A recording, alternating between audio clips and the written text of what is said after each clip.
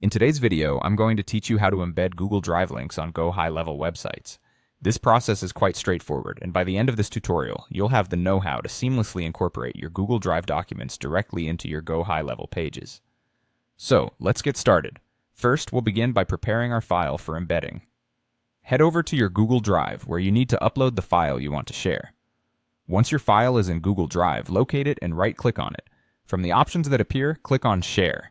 At this point, we're going to make sure that the file's sharing settings are appropriately configured. It's essential to set access to anyone with the link.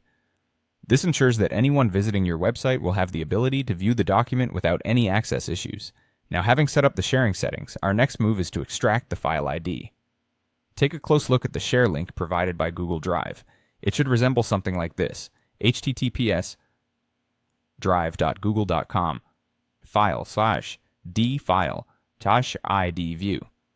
Here, the file ID is the unique code within the link that identifies your specific file.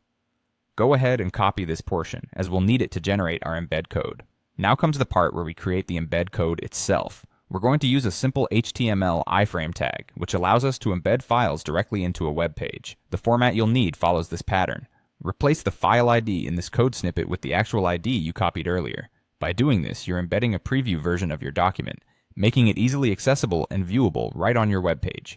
With your code ready, it's time to switch over to GoHighLevel. Here you'll open your project by navigating to Sites and then selecting either a funnel or website page where you want your file to appear. Once you're in the page editor, you're going to need to drag an HTML element onto the page.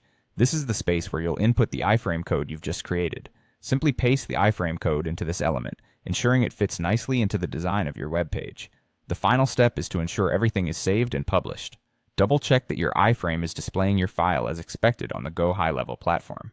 Once you're satisfied with the preview, hit the Save button and then publish your site. This will make your embedded file live and accessible to your website visitors. And there you have it.